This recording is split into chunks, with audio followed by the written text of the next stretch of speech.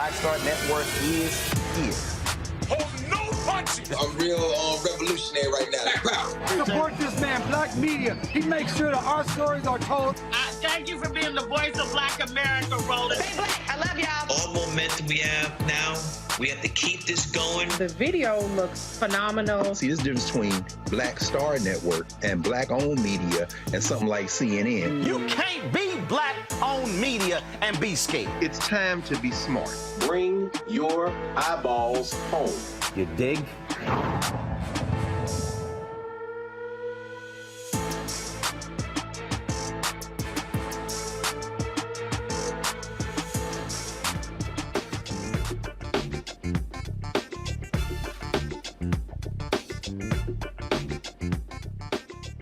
It's Wednesday, December 27th, 2023, and I'm Candace Kelly sitting in for Roland. Here's what's coming up on Roland Martin Unfiltered, streaming live on the Black Star Network. The CEO of AMC Theaters apologizes to Bishop William Barber after Barber was kicked out of a North Carolina theater. We'll explain why. Republicans are desperately trying to find something to use to impeach President Biden, and we'll discuss what straws the GOP is grasping at now. Michigan Supreme Court allows Trump to stay on the state's ballot, and the grandmother of Juneteenth is gifted back the land her family once owned before a racist mob forced them out. A Black-owned independent baseball league is holding open tryouts for its upcoming season, and we'll talk to someone from a league of our own. And Roland, sit down with the gospel sibling quartet, the Walls Group, who took part in McDonald's Inspiration Celebration Gospel Tour. It's time to bring the funk on Roland Martin Unfiltered, streaming live on the Black Star Network. Let's go. He's got it. Whatever the miss, he's on it. Whatever it is, he's got the scoop, the fact, the find. And when it breaks, he's right on time and it's rolling. Best believe he's knowing. Putting it down from sports to news to politics. With entertainment just for kicks, he's rolling. It's on Go, Roll, Roll, y'all. It's Roland Martin, yeah. Rolling with Roland now. He's funky, he's fresh, he's real, the best, you know he's Roland Martin now.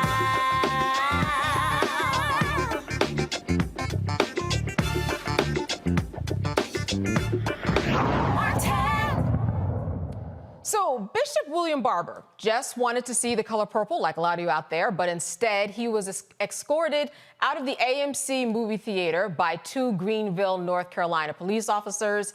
Barber suffers from a debilitating type of arthritis, walks with two canes, and carries a chair to accommodate himself because he cannot sit in chairs too low because of a bad hip. Now, management told him he could not use his chair to sit and watch the movie in the handicap section of the theater. Management then called the police to remove Barber from the theater. Here's Bishop Barber describing exactly what happened. There's nothing in this posted online or says you can't bring your own chair. Inside the theater, they have spaces like for handicap. That's for whole spaces. Sometimes they've had me sit up against the wall. But two little managers in there decide today, the day after they put the Lord out of the inn, that this chair and me there's no room for it. What bothers me about it is I'm okay. But what if somebody poor? What if somebody less unfortunate than myself, struggled to get here? It's painful for me to walk in there. And if they had a sign posted, I would have called in advance, called the manager, because they always can make exceptions. They literally said, well, do you have a piece of paper with you saying that this is your medical device? I said, I have these two canes. I have my body. I have my people here witness me, and I have people here who've been with me all over the country. And they called the cops. They literally called the police the day after Christmas while we were sitting in the theater. I was sitting in this chair in a handicapped space, and you can see how it is for me to get in. I want folk to understand, I don't fight because I feel good. I fight because it's the right thing to do in terms of fighting for justice. But this is how I sit. I can't sit any lower than this. I don't bother anybody. I don't intimidate anybody. It's just sitting. You can tell I have to lean because this hip is bad, so I can't, so, and exceptions are made all the time. What do you think this says for the education around people with restrictions? Yeah, it says we've not gone far enough. It says that people want to say, even to disabled folk, you have to be disabled like this. In other words, you got to be able to sit in a wheelchair like we describe it in our rules that we can't produce, or you can't come in. And we're not going to tell you that in advance. They have no idea how much energy it takes me to move. I have ankylosing spondylitis, one of the worst forms of arthritis there is. And I move and go because I'm on heavy pain medicines and whatnot. And I don't make any excuses about that. But I'm taking this chair in the hospital. In a hospital where they really have to be concerned about fair housing. And they've never said to me in the hospital, you can't come in here with your chair. I've taken it in restaurants, movie theaters. I've taken it in the largest pulpits in this nation. I preach sitting in this chair. I've flown it overseas. I took it in the Vatican when I met with the Pope. But I can't come in a Greenville theater with my 90-year-old mother the day after Christmas? That's the level of your consciousness? Two police, and I've never been arrested for anything violent. If anything, I submit to nonviolence. Right, and you call two policemen to pull me out of a theater the day after Christmas. But I'm standing and talking to you because it stops with me. Because I'm wondering now, what else have they done to other people? What ways have they not been accommodating to other people? So in that sense, if they had to touch me today, I'm glad about it.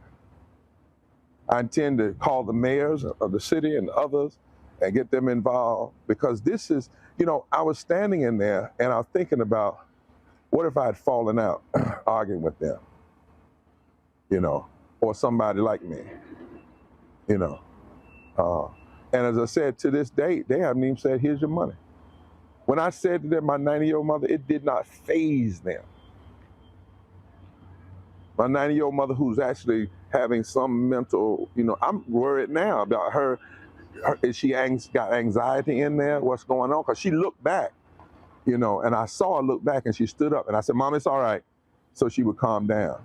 And really, that's the reason. If it hadn't been for her, they would have had to arrest me. Yeah, and y'all can see I'm getting up, audience. I do this, and I'm not ashamed. I'm glad every person God used in the Bible had a disability. Moses stuttered. Jeremiah had despair. Jesus was born outside. Paul had thorn in the flesh. That's not what I'm ashamed of. I'm ashamed of a business in my state, the state that says we are the place where the weak grow strong and the strong grow great.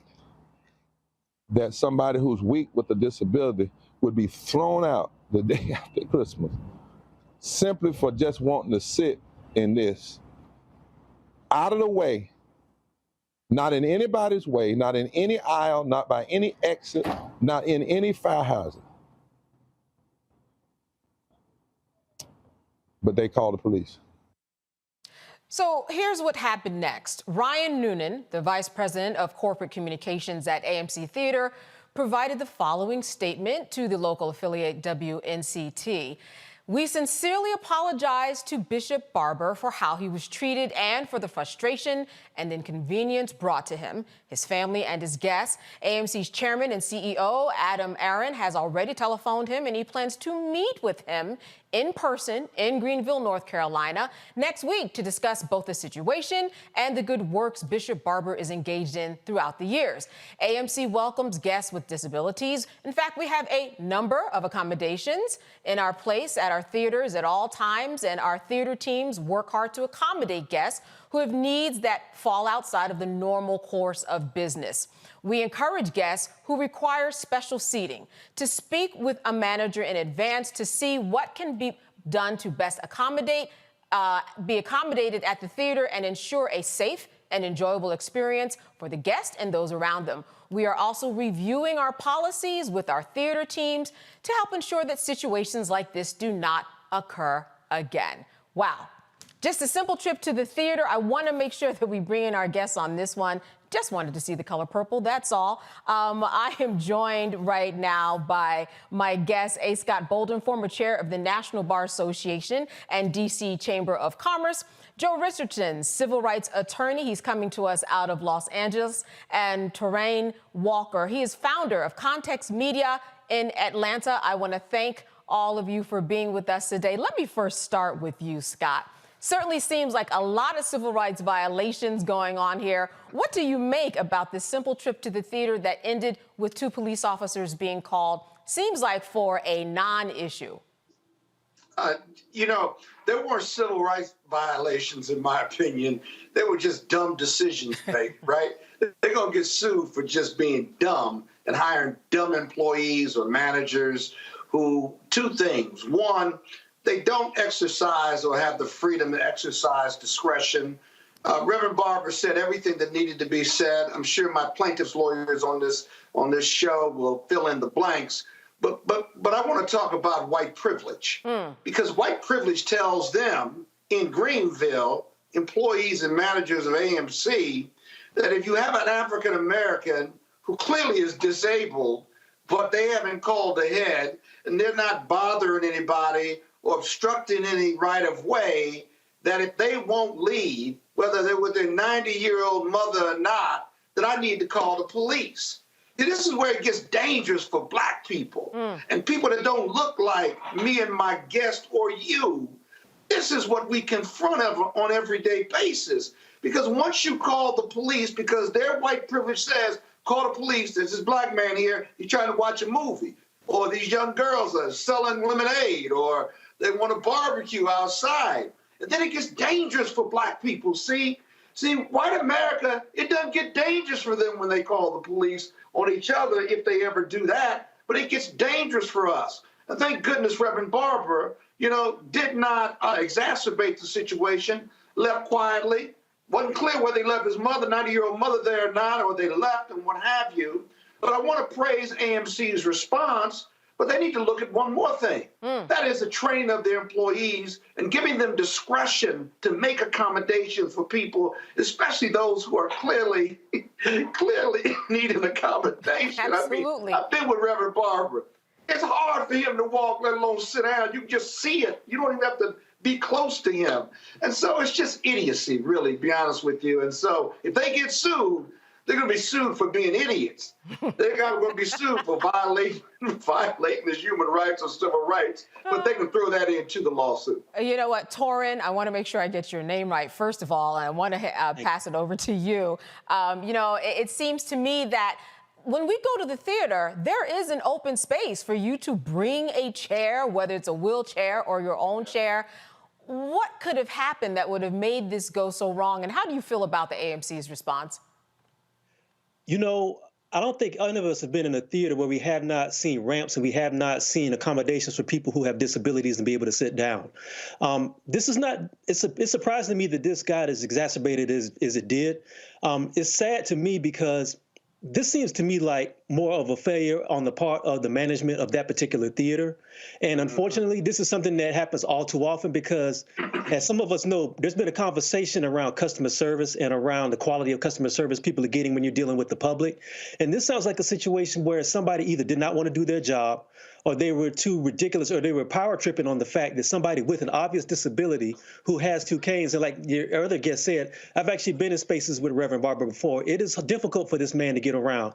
He's obviously, has some physical issues. And if he's got a 90-year-old mother with him and he's got other people with him, clearly he's not trying to fake to get into the movie theater for a half-price ticket. He's just trying to find an accommodation to sit. And like the other guest said, when you escalate something to the point where you have to call the police to escort someone who obviously has a disability out of a theater, that's when things become very deadly for black people. Because how many simple situations have we seen where somebody who has a small minor altercation with somebody in a place of business and the police get called and something that could be a conversation turns into something deadly and it turns into death? This is ridiculous. And something else I want to say is, because this Reverend Barber is in his home state, And I'm not sure if he's based out of Greenville or Greensboro, but part of me wonders how much of this is some sort of maybe a possible vendetta, some sort of issue somebody may have with some of the work that he does, because he's somebody who's very prominent. Yeah. He's somebody that's very visible and somebody everybody knows. So I wondered this was somebody who had an issue with his work and tried to get back at him by using this minor incident to create something that could have been deadly. And,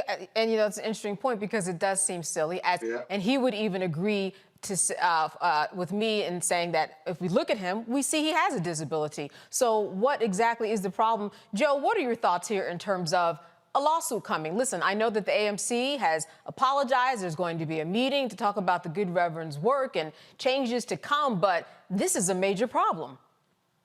Yeah, I think it is. I think on the federal side, you'd probably bring something under ADA. There's a question as to how much is available in the Carolinas. This is North Carolina, so I believe. So perhaps they might be a little bit better in terms of state laws. But if I'm thinking state law side, I'm thinking intentional negligent infliction of emotional distress. Here in California, there's an unruly Civil Rights Act related to just a failure to treat someone well for what may be a racial type of thing. But that being said, I could certainly bring that and hang in there as it pertains to that. Now, if they're smart, the statement that they did was good. It's a good start. But somebody really didn't understand. You got to be able to be pragmatic and understand that if somebody, for instance, commonsensically, if somebody can use a wheelchair in an open space, because often people come in their wheelchair in their open space, someone ought to be able to use a chair in an open space. I don't know if there's precedent there for that, but I'd be willing to bet that they accommodate people similarly. And as it pertains to accommodations, you have to be pragmatic and you have to be understanding anyway. There was no way that this could come out well for them. And to the point that was just made, I would say if they really knew who he was, then they really shouldn't have done it, because now they're going to have all kind of crazy attention that they really didn't want. So there's a potential lawsuit, but I'd be willing to bet that they do everything that they can to actually keep one from happening, because they could really suffer on the publicity side. Frankly, the courts might be with them. You never know. Those are progressive courts over there. Yeah. But they're going to have a problem from a public relations standpoint, and it seems like they're trying to get in front of it. But to the point made, you got to have more flexibility so that folks aren't just trained to just say no if something doesn't fit in a category, because now you've opened them up to potential legal liability, and it could hurt them in their pockets. Yeah, and you mentioned intentional or negligent infliction of emotional distress, not just to him, but to his mother too. Yes. Who stood up and was wondering, well, what's going on with my son? And he said, Mom, I'm okay. Sit down, enjoy the movie. But it seems like in this situation, Scott, that, as you said, it might have been a little stupid, but at the same time, what he is really trying to do is speak up for someone who is not as fortunate as he. He said, listen, I'm okay. But there are other people who might have been treated this way. And that makes it even a bigger problem, because I'm who I am and I have the stature. But he said someone who's poor and may not know their rights may not come forward like he is doing right now. Yeah, look for more stories like this to come out if there are stories. But of all the people you want to put out the theater and call the police for, of all the people in the world, right. Why do you want to do this to Reverend Barber? Of all people. The CEO is like, damn. It's such an unforced error. It's such an unforced error. You're like, this can't be happening. Right. I'm CEO, like, this can't be happening to me, Yes. But I will say this.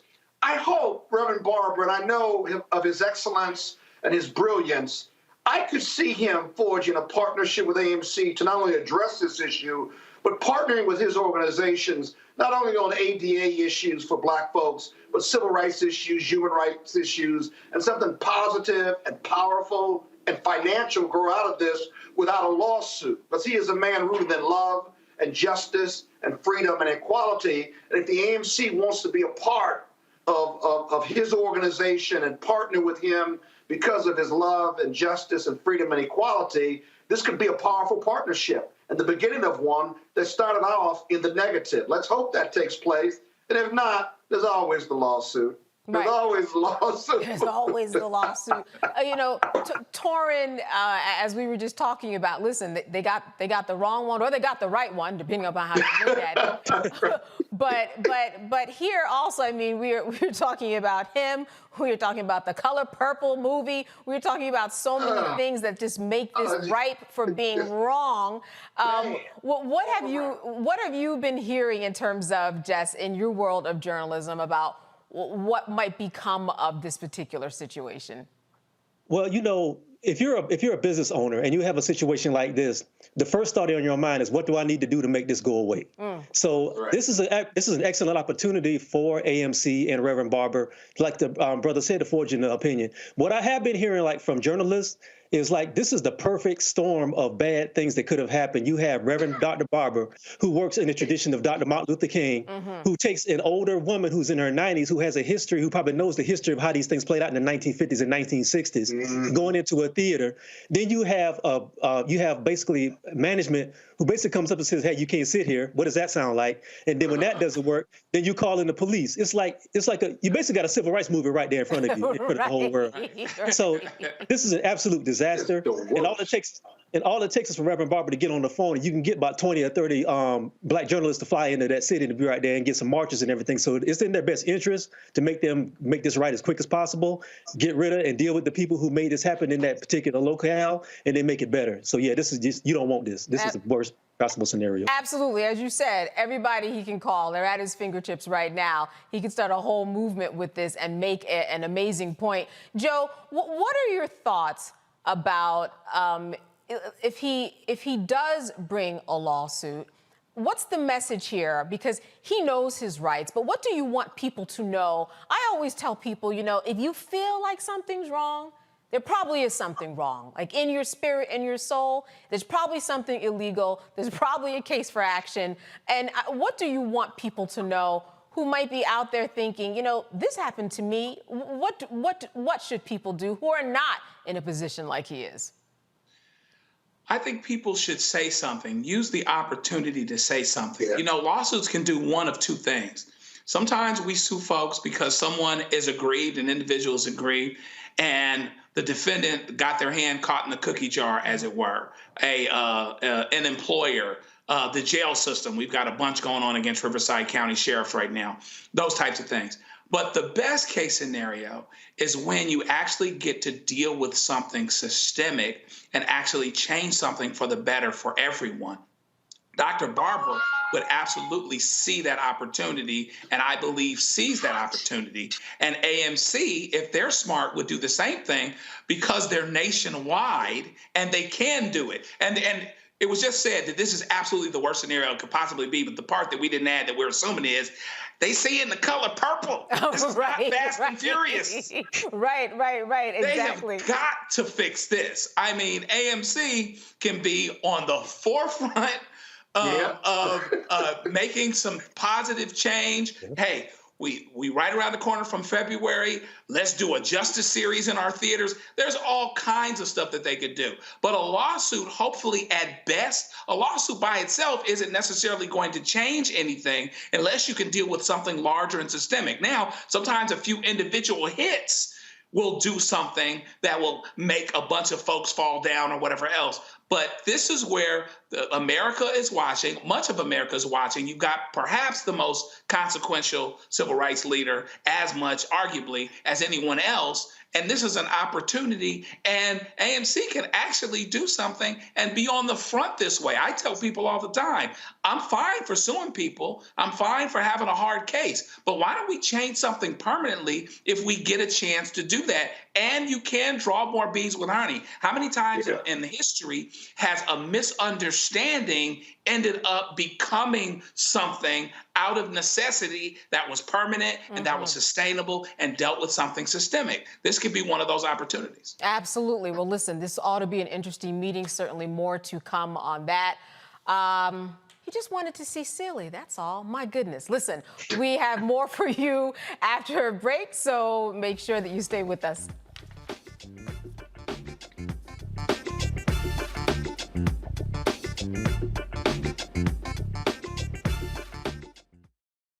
Grow your business or career with Grow with Google's wide range of online courses, digital training, and tools.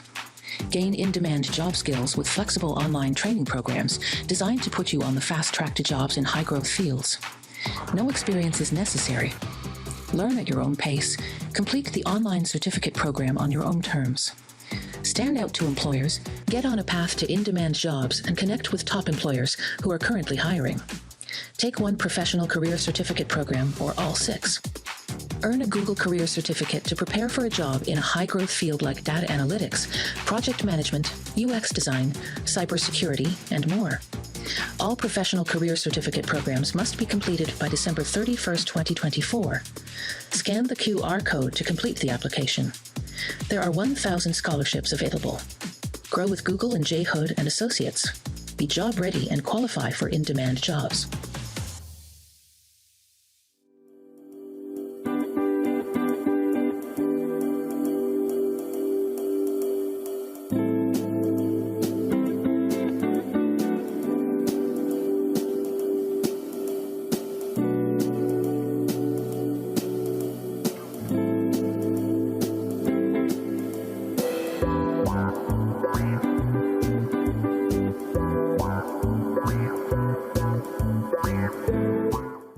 I'm Kim Coles. Hey, I'm Donnie Simpson. Yo, it's your man Deion Cole from Blackish, and you watch Roland Martin, Unfiltered.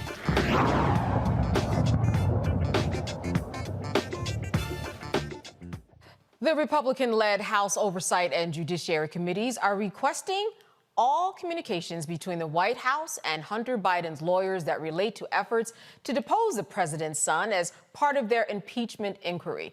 House Oversight Chair James Comer and Judiciary Chair Jim Jordan requested in a letter on Wednesday to Edward Siskel, assistant to the president and White House counsel. The GOP chairman said they want to determine whether the president was involved in his son's decision not to comply with a congressional subpoena. The letter asks for all documents and communications sent or received by employees of the Executive Office of the President regarding the deposition of Hunter Biden, as well as any records sent or received by employees of the Executive Office of the President regarding President Biden's statement about the family's business associates on December 6, 2023. I tell you what, this is not going away, and it certainly is something, Scott, that we are going to be hearing about in terms of the president relating to the election and whether or not this is really some type of a witch hunt. What are your thoughts about this, Scott? Can you repeat the question one more time? I'm sorry. Oh, no, absolutely. So in terms of Joe Biden and his son, as they're requesting all of these documents to help with an impeachment inquiry, do you think that this is some type of a witch hunt, or do you think that there's a little bit of meat on this bone? There ain't even a bone. I mean, I'm a former prosecutor from New York. I've been a white-collar criminal defense lawyer for 32 years. And I've represented people before investigation committees on the House and Senate side. It's something called probable cause, not the idea of crime, but hard facts that support the possibility or the probability of a crime being committed, right? Not by Hunter Biden, he's been indicted, but by his father, Joe Biden, the president of the United States or the vice president of the United States, having an idea that maybe something criminally happened here because of their family business or because his father talked to his business associates. They've got witnesses that said they never saw his father do anything wrong. His father can't peddle influence. And even if his family members, his brother or Hunter, were peddling influence in regard to business deals, right? That's still not enough to impeach or to bring charges against Joe Biden. It simply isn't. You've got to have evidence.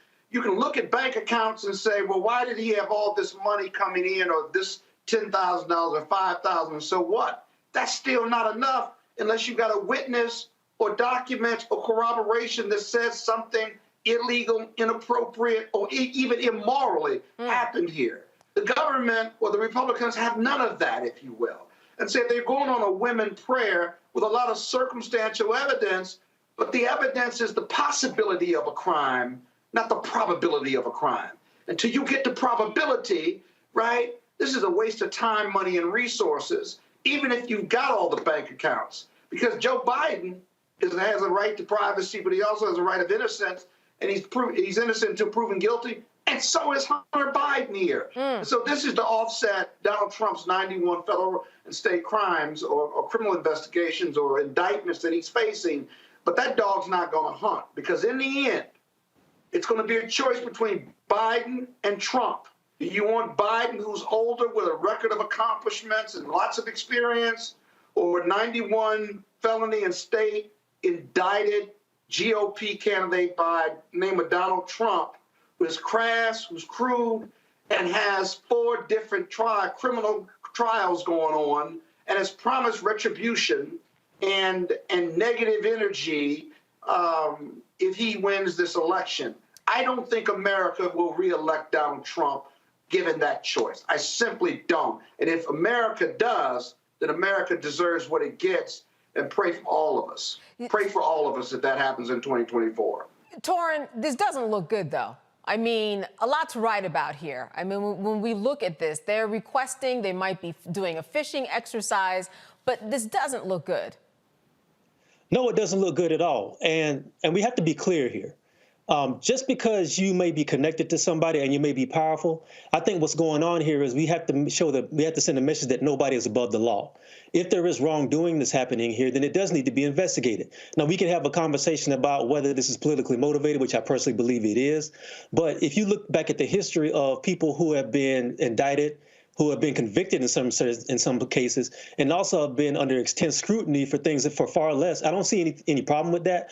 But to the point about whether there's anything that's going to be there, obviously an inquiry, investigations will find that out. But we also have to be honest here, and this is something I figured was going to happen eventually, when the Democrats and also when people who are on the left started going at the Trump, I knew it was going to be a matter of time before the Republicans were going to figure out some sort of way to get their lick back in a sense. And I think a lot of what's happening here is something like Kendrick called Democrats and Republicans, where you got 2 different parties who are fighting each other, and they're using their proxies to make this happen. Now, obviously, Hunter's been indicted. I also think people are trying to find whatever they can to smear Joe Biden as well. Now, we don't know what's there, as you said, but we also know that there's enough smoke right now for people to be able to pull things out if they want to. Now, where that's going to go, who knows? But I also know that from a media standpoint, sometimes all it takes is for you to muddy the water to completely put people off from the process of even electoral politics.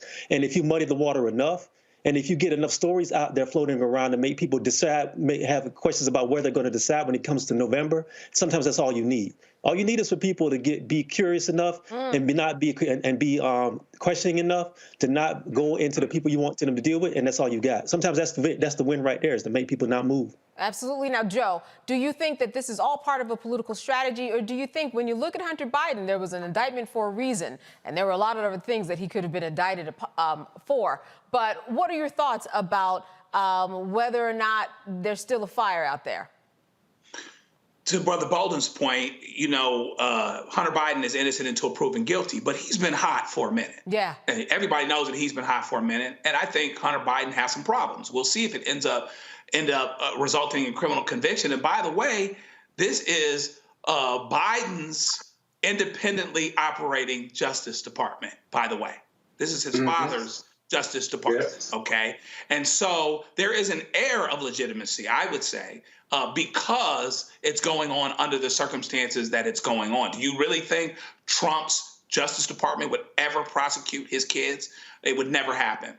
But that doesn't mean that that Joe Biden is hot. Because, by the way, Trump's Justice Department looked into some of this stuff, particularly as it pertained to Joe Biden. And there was nothing hot going on then with Joe Biden, and he hasn't warmed up since. Okay. And so that's what we have now. But to the point that was just made is that, they can hang in there, make this a political thing that will make people a little bit more disaffected. Remember, they don't want people, the Republicans don't want people to go to the polls. The Democrats do. And so you can create an air of less than optimism and those types of things. It's absolutely politically motivated all day long. But because it's politically motivated, it can also have political consequences. They have a 3-vote majority in the House. Republicans in swing districts don't want to vote for this thing. Even if they did, they may suffer a consequence from having just voted for the inquiry. They're going to try to minimize it and say, hey, we're just looking, we're not doing this. But if this goes anywhere and makes the news more than the day-to-day things that deal with people, real people and their issues and their problems, the swing districts guys are going to have a serious problem. So there could be political consequences. Hunter Biden's been hot for a long time, so I expect this as it pertains to Hunter Biden. But just like Hillary came and testified all of those years ago, that's right, and Trump wouldn't, Biden will cooperate on the level that he needs to. And I'd like to think that he would get through this, and he's focused enough, and his people around him are smart enough to get them through it. But that's a separate situation than Hunter. They are not the same person. Scott, this is for you. Let's say that you are the attorney for Joe or Hunter. What are you telling them at this time? What do those conversations, what do you think they look like now? Because this is getting really messy when we're coming right in the middle of the campaigning season. Well, having represented a number of elected officials and candidates and public figures, there are three strategies that I know Abbe Lowell is discussing with Hunter Biden and President Biden's counsel are discussing with him. There is certainly the legal approach and the legal defense, right? There's a political strategy, and this is all politically driven, right? And then there's a PR strategy, which we saw when Hunter Biden showed up with Abbe Lowell and said, I'm here, but I'm only here to testify publicly, not privately. GOP wants him to testify privately because they don't want to be embarrassed publicly. They want to see the documents, hear his testimony, get a feel for him as a witness, and then put him out before the public, or maybe not, right? All three of those strategies are not coherent or consistent, or rather congruent with one another at various times. This is high-level stuff. The presidency of the United States will be impacted by what happens to Hunter Biden, one. The presidency itself could be impacted either through impeachment or through the election process. And then on the PR side, both sides, both Hunter Biden and Joe Biden, are taking political and PR hits on an everyday basis because you got the press. And so these need to be coordinated strategies. In the end, I'm giving them confidence, I'm giving them comfort, right? And I'm sharing my capabilities and my team's capabilities with them to give Hunter Biden and Joe Biden every chance, right? Every opportunity to not only beat these charges legally, but to win the PR game and also ultimately win politically, because the biggest office in this country, the most powerful office in the world, is at stake, literally, even though Joe Biden isn't indicted and even though he's under a tepid investigation by the House, and it's an election year in 2024. Bottom line is it's a lot of moving parts, right? You got to be coordinated, you got to defend, and while you can't coordinate with his dad and his lawyers, the law firm representing Hunter Biden, right, has to be at their A game in all three of these fronts, because the legal piece, the legal defense is the most important, right? And they're making all the right moves legally right now, because if they're, watch this real quick. If there were two levels of justice, like the GOP says, Hunter Biden is the poster child for it. My lawyer on the panel will agree. He had a deal that was cut. No jail time, a couple of misdemeanors. He certainly had a drug habit. It's a health issue. And an independent prosecutor, after investigating for 5 years, came up with this deal. The government agreed with it. The defense agreed with it. The GOP leadership complained about it. The deal fell apart in court. And then he's been indicted on like 9 charges, 4 or 5 felonies for conspiracy and gun charges and not paying your taxes on time. He's got to be one of the few that have ever been indicted for felonies on those type of charges.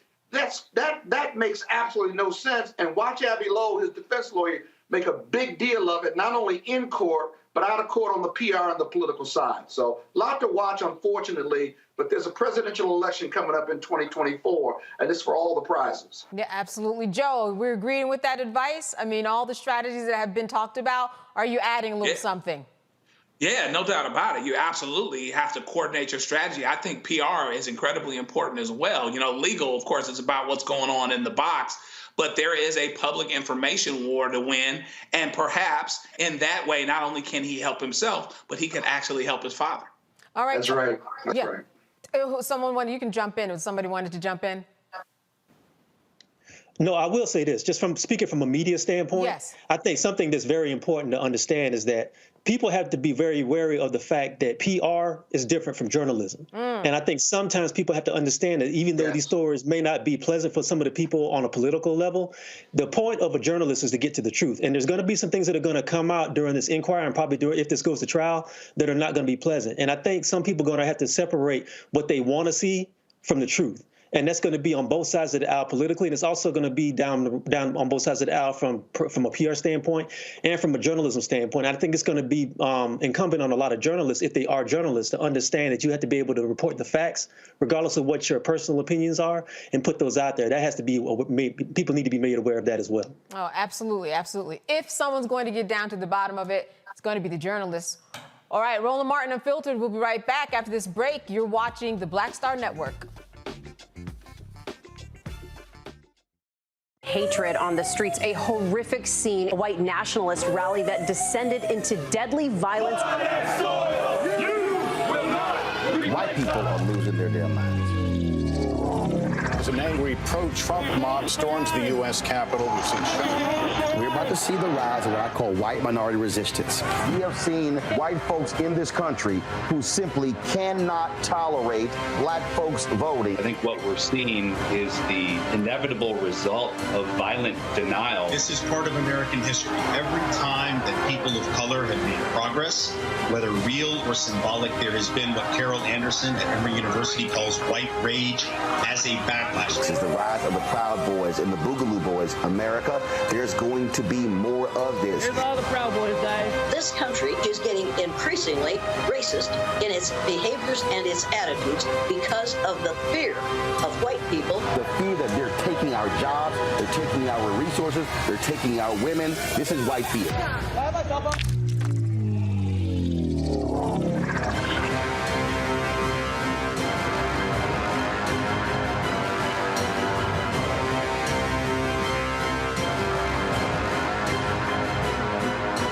What's up? Geek Tony in the place to be. Got Kicked Out Your Mama's University, creator and executive producer of Fat Tuesdays, a air hip hop comedy. But right now, I'm rolling with Roland Martin, unfiltered, uncut, unplugged, and undamn believable.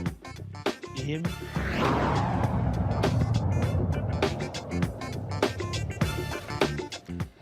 The Michigan Supreme Court ruled that Donald Trump will remain on the 2024 ballot. Now, the state justices rejected the cause for Trump's removal based on the U.S. Constitution's insurrectionist ban.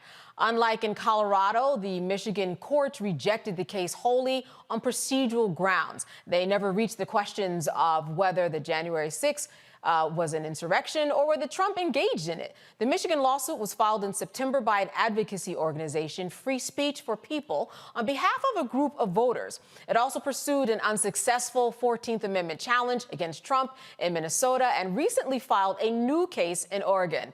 A separate liberal-leaning group initiated the Colorado lawsuit.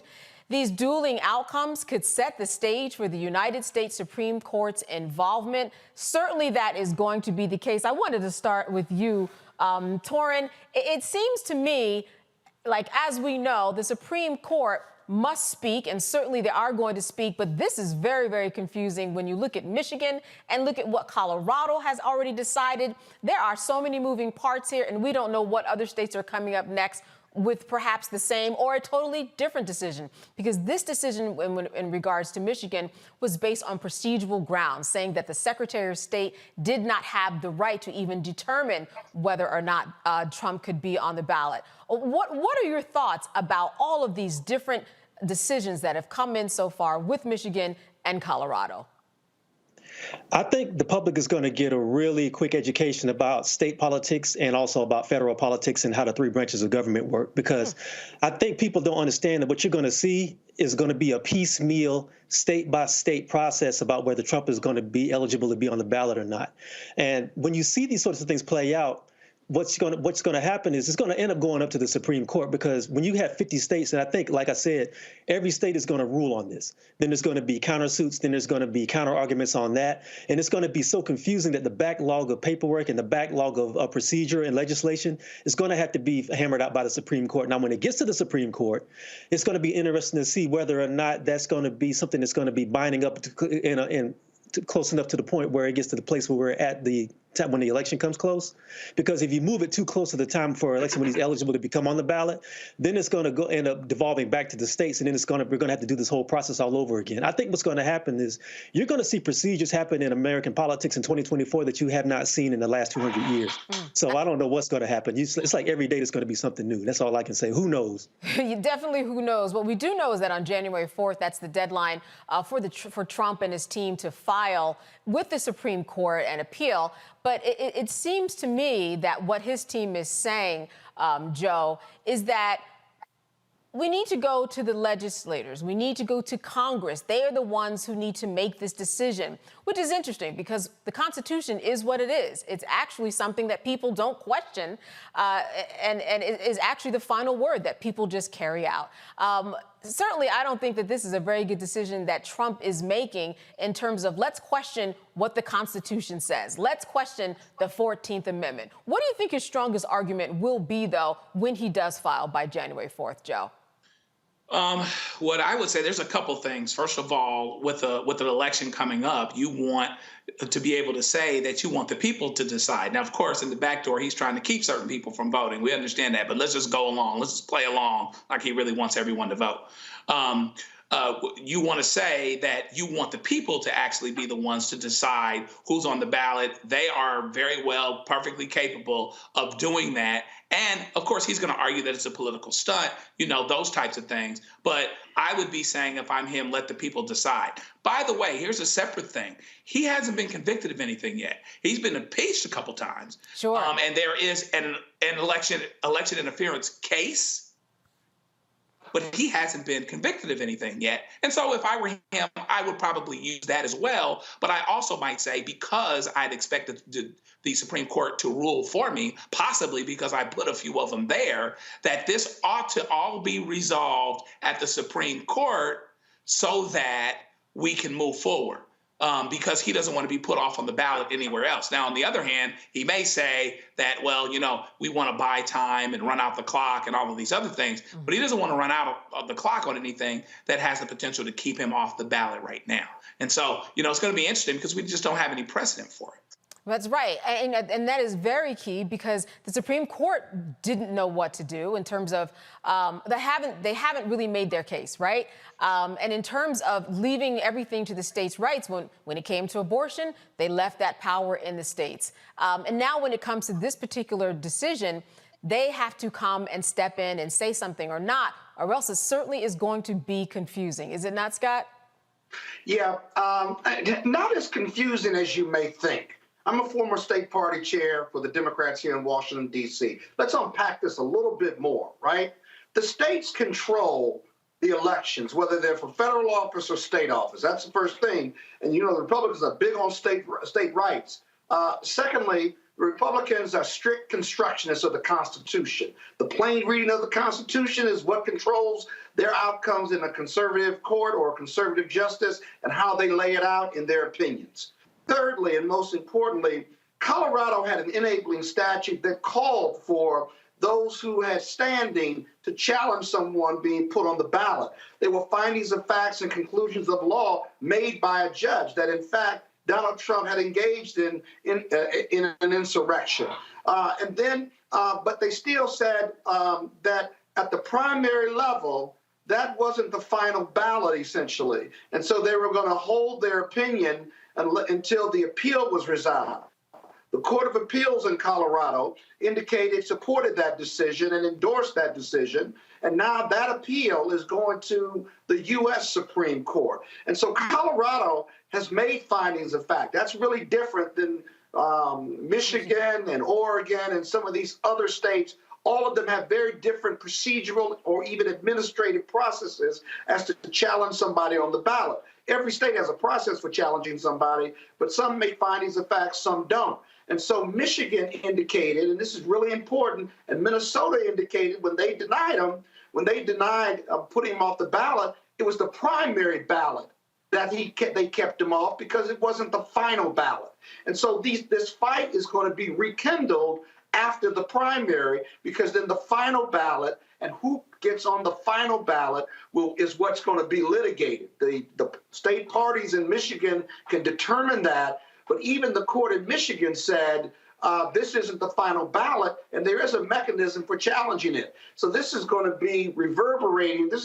You're going to hear more and more of these arguments at the state level, and it's going to be convoluted. It's going to be confusing, and that's what's going to get to the Supreme Court, because the Supreme Court loves settling conflicts in the law. And you have several states that are going to rule differently on this, and that's what they're going to have to resolve. And you make some very good points, especially because, as you said, there were facts that were presented in Colorado. They made the case, as opposed to Michigan being procedural. So we might have different cases coming to the table for many, many different reasons. And that's why we're seeing the difference in these particular decisions specifically. And I'll tell you something else, which is, it didn't get reported on a lot. In the Colorado case, there were moderate Republicans who brought that litigation. And in several other states, it's not just Democrats bringing these claims in these other states to keep Trump off the ballot. They're moderate Republicans because they're looking for an alternative to Donald Trump, an alternative to MAGA. They may have it in Nikki Haley, maybe not. We'll see how she does in the first caucus and the first primary. But these are moderate Republicans who believe in the Constitution and believe in fairness, justice, and equality, and don't want to see the crudeness and the crassness and the illegal conduct that Donald Trump is promising. They don't want to see him in the White House. Race is going to be close no matter what. But the state litigation on keeping him off the ballot is a really, really powerful and important opportunity to get that done. And it's the real threat, other than the, obviously, felony indictments and criminal indictments, but it's another threat to his political survival, because his campaign are his criminal cases, and his criminal cases are his campaign. If either one of those fail, if he loses at either one, right, it's over for him. So he's got to keep both of them going until he can win the general. No one in the history of the world has beat 91 felony and state criminal indictments. And so he's got to run the table. Yes. It's unlikely he's going to run the table on this. He's going to get caught, as we used to say. He's going to get caught short from where I come from at least once, maybe several times. Right. Out of all those, right? One's got to stick, one or two. Joe, what are your thoughts about the Supreme Court when it lands into their laps on the 4th? What do you think they're going to do? I'm sure you've given this some thought. The Colorado opinion was written in a way that is prime for a conservative justice to look at it and say, I've got to uphold it. They may not uphold it, right? They may not side with Colorado, but they wrote it rooted in strict constructionist theory. It's about a 200-page opinion, and they also wrote it based on state rights. Republican justices love to render decisions based on those two legal theories. And this Colorado opinion is written for their review. It's really significant. And so I think the conservative justices on the Supreme Court are going to struggle with trying to save Trump. But I will tell you this. My father, who passed away a few years ago, was a state court justice in Illinois. Mm-hmm. He served for some period of time on the Court of Appeals. And he talked to me about code of conduct, judicial code of conduct, that you may reach a decision, no matter where you are on the federal or state or judiciary, right? You may still reach a conservative decision. But the judicial canon of ethics really controls the thought process of most judges once they get there. I'm not saying that there's no politics involved, but for the most part, conservative and liberal justices try to get it right because they have their canons of ethics. They're going to struggle with not only their canons of ethics, their politics, but also how this Colorado opinion was written. It's going to be interesting to see what their position is on this insurrection, what they think of Donald Trump. And remember, Justice Roberts hates politicizing the court, which is why they punted on the John Smith or Jack Smith papers. He will not want to have this court tied up in the political decision-making on the next president. a lot for them to consider. He may have no choice in the matter in 2024. I want Joe to jump in. What are your thoughts? Yeah, that's where I would have gone. There's a couple people that aren't going to care. Clarence Thomas will do anything to thwart Democrats and support Republicans, particularly because he's got an axe to grind ever since 1991. Roberts will come in and try to find the middle ground that preserves the legitimacy of the court, even though he gets decisions wrong as well. I'm not saying that he's faultless, but he is concerned enough about the legacy of the court to try to make something happen that doesn't make it look like the court figured in on who became president. He will try. We will see if he will succeed, but he will try. Yeah. You know, I agree. Yes. Now, it's interesting because Trump recently had kind of a win in the Supreme Court when they decided not to determine whether or not immunity applied to him. I'm wondering if you would say, Torain, that this is another win, that if it goes to the Supreme Court, that this will be a win, Torain. Well, you know, it's so crazy to see the way the political system in America has gone over the past 4 years that you can't tell. I know there's quite a few, there's some judges on the Supreme Court who may feel like they owe Trump a favor because a lot of their appointments are beholden to him. Who knows? I mean, it's hard to say. That's what I say. The system right now is so up in the air, and there are so many unique things that have happened over the past 4 to 8 years that it's hard to even make a judgment call on the way things may go now. It's like you just don't know. That's my opinion on it. Joe, could this backfire in any way? I mean, going to the Supreme Court, like I said, he's had some wins recently. Could this backfire at all? There's no other place to go, because if below they have not found for him, it's going to have to go to the Supreme Court. Everybody's going to have to go to the Supreme Court. And again, at the end of the day, as it pertains to preserving democracy, upholding the Constitution, whether it's the legislature, whether it's the executive, and particularly the judicial, at some point we're screwed anyway if the justices and the judicial system doesn't do what it needs to do in light of the Constitution and what needs to happen. The question becomes whether the fact that 3 of these folks were appointed by Donald Trump and they got rid of abortion after specifically saying that they wouldn't do so, does that mean that they would actually turn the country upside down and topsy-turvy with something like this that was clearly supportive to the president? In light of particularly if he ends up being convicted of some things, and that type of thing. So the question becomes whether they will actually do that. Donald Trump has all confidence in the Supreme Court in that he feels like he has an expectation and he will give them an opportunity to do what he thinks that they ought to do. They're going to go to the Supreme Court. There's no way that it doesn't go to the Supreme Court, particularly if he doesn't like what's going on below, but we'll just have to see what happens with it. Yeah, and I think what's interesting here is that when we talk about abortion, he set that up for a very long time. He knew way ahead of time what he wanted those numbers to be, and he actually made it happen. Unlike this situation, we don't know how they're going to decide because, as Scott said, these are 3 Supreme Court justices who believe in the originalist theory. Let's take the words on the paper and go with it. Let's not interpret it, but what did the framers actually think? This actually is something that Trump did not plan for. We're certainly going to have more on this and continue to follow this. All right, we're going to be back after a break, so stay with us.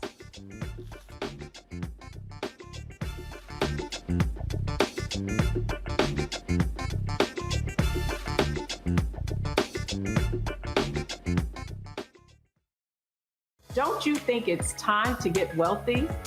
I'm Deborah Owens, America's Wealth Coach, and my new show on the Black Star Network focuses on the things your financial advisor or bank isn't telling you. So watch Get Wealthy on the Black Star Network.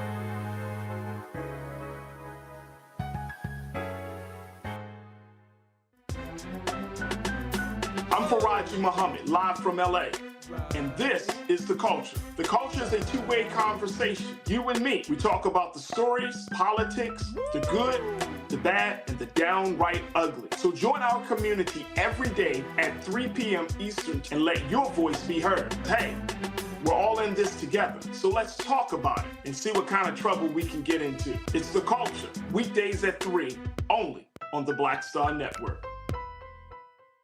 Hi, I'm Dr. Jackie Hood Martin, and I have a question for you. Ever feel as if your life is teetering and the weight and pressure of the world is consistently on your shoulders? Well, let me tell you, living a balanced life isn't easy. Join me each Tuesday on Black Star Network for A Balanced Life with Dr. Jackie.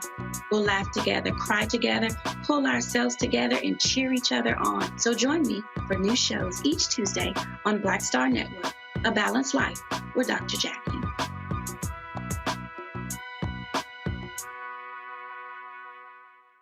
Hello, I'm Marissa Mitchell, a news anchor at Fox 5 DC. Hey, what's up? It's Tammy Roman, and you are watching Roland Martin Unfiltered. All right, some good news. Opal Lee, the grandmother of Juneteenth, now owns the land her family's home set on 80 years ago before a racist mob damaged the property. According to local affiliate WFAA, Habitat for Humanity is gifting the 97-year-old back the land that her family previously owned in Fort Worth, Texas. Lee, a civil rights activist who led efforts to make Juneteenth a national holiday, initially contacted Gage Yeager, the CEO of Trinity Habitat for Humanity, when she noticed the organization owned the lot. That she offered to buy the land at first, but then Yeager said he would instead gift it to her.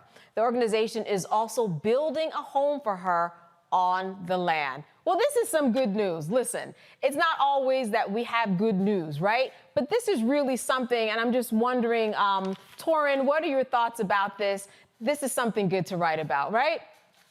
Definitely, and I'm glad that that elder is still here to actually be gifted this land while she's still here to enjoy it on this plane.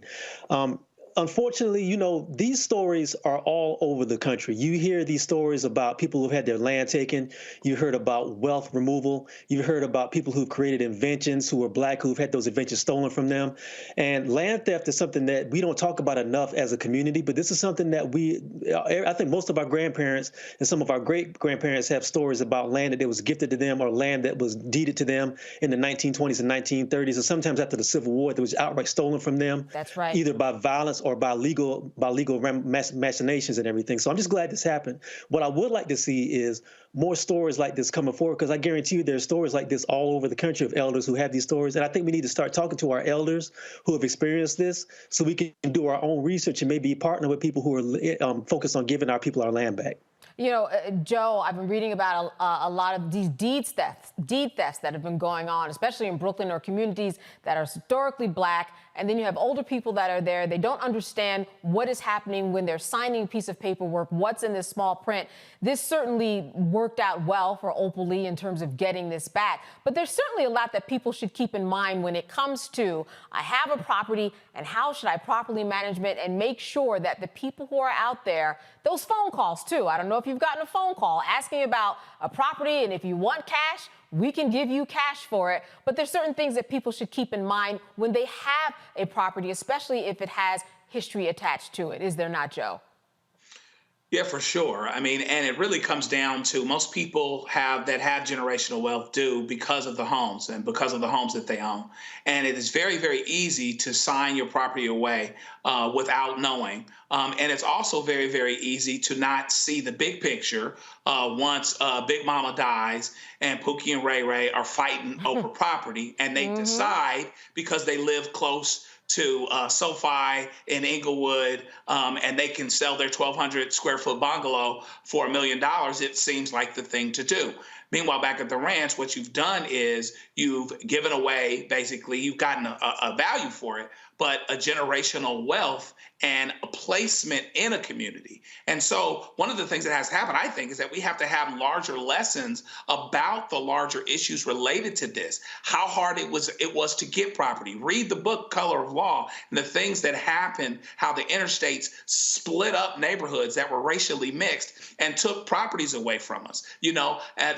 Teach history on how it was so difficult to get property. And now you can be strategic about keeping property in a family, about doing rentals, whether you help somebody that's in the family get on their feet, or whether you rent at market value, you have it in trust, and you do things that help to preserve it, and you have plans in place so someone doesn't have to die and then things go into probate, which often is what sucks a lot of the value away from the property and a lot of the wealth, because there is a fight where the lawyers have to get paid per court order. Yes. But there might not be the ownership afterward that it would be, and there certainly wouldn't be as much. So we have to look around the corner and not just to it, and hopefully plan for those things so that these things are in place when someone passes, so there's frankly less to fight about. Absolutely. Currency here is the information here, right, Scott? And not everybody can be an Opal Lee. And not only did she get the land back, but she's getting the house built for her. And we know that is because of her status, but not everybody is like that. So what Joe is saying is very on point. I wanted you to just add to the conversation when we talk about legacy and land and making sure that we get what is ours. I think that there's a lot to be learned from Opal. And a lot to be learned from so many of these stories that we are hearing about across the country. That was for you, Scott. Oh, Scott, your mic is off. Uh-huh. All right. Yeah, you still have people out here. They may not be a racial mob, but you still have those out here who would take our property and want to pay very little for it. It's called redlining. It's called not giving you a mortgage. It's called bankruptcy discrimination. That's a whole nother debate. But that's a good thing. I mean, listen, real estate property is always a value. I'll say that again to your listening audience. It's always a value. It may fluctuate, but you'll always be rich and wealthy if you own property in this country, and it goes up in value. Now, you sell when you want to sell, but at the same time, it's valuable. It is the greatest source of wealth creation for all Americans, including Black people, and certainly folks that don't look like us. So that's the important thing. The other thing, though, is protecting the property, right? If you don't have your property and you don't have your valuables in trust for when you die, or you don't have a will, like most of us don't have a will, at least if you believe statistics, right? You need to get a will for wealth creation, protecting your property for those who are younger than you and coming after you, and pass it along from generation to generation. You got to have something to pass along to, because if you get rid of it while you're alive, I know you can't take it with you, but you got to care about those coming after you, like your children and grandchildren and stuff. And so wealth creation, wealth building, and estate planning. I don't care whether you make $20,000 a year or $20 million a year, you ought to have an estate plan. It doesn't cost that much, a will, or put all your valuable stuff and real estate in trust so that you don't have Ray and Pookie arguing about it afterwards. It's laid out for you when you pass away. That's just right. Important points for all of us to remember. That's right. And on top of that, you're not going to pay extra taxes. There are a lot of monies that are attached, right? You're passing on that piece of property. Right. As I said, information is the best. All right. We are going to be back after a break. More with Roland Martin Unfiltered. Stay with us.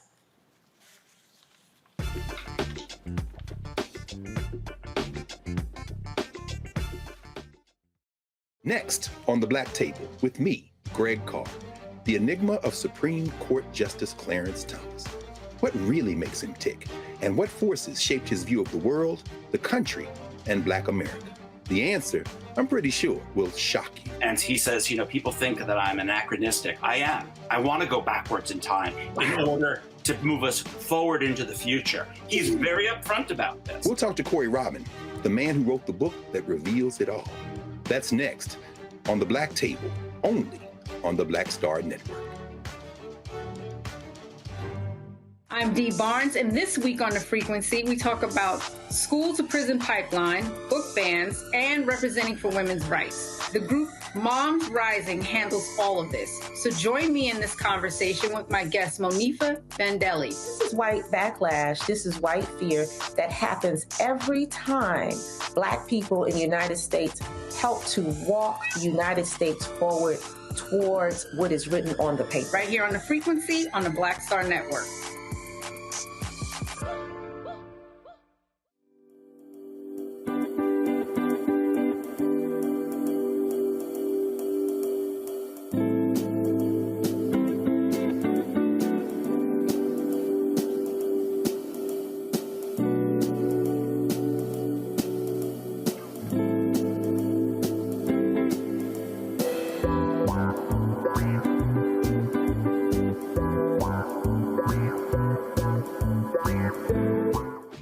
I'm Paula J. Parker, truly proud of the Proud Family. I am Tommy Davidson. I play Oscar on Proud Family, Louder and Proud. Hi, I'm Jo Marie Payton, voice of Sugar Mama on Disney's Louder and Prouder, Disney Plus. And I'm with Roland Martin on Unfiltered.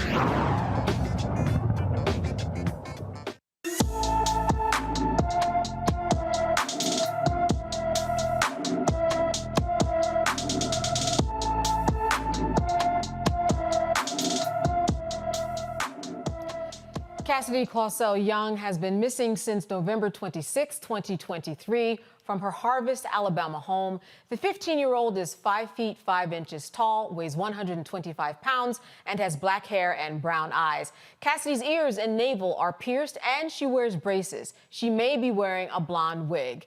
Anyone with information about Cassidy Clausell Young is urged to call the Madison County, Alabama Sheriff's Office at 256-722-7181. All right, well, the final Confederate monument in Jacksonville, Florida's Springfield Park was removed today.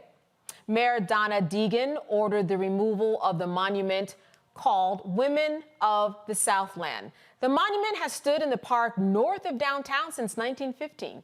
Deegan said its presence divided the community and had no place in the city park. The granite structure with its columns, rotunda and roof remains in the park after being stripped of the statues. What will be done with the Springfield Park monument after it's removed is unclear.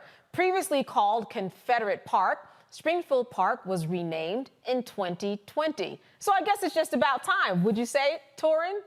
It's about time that came down.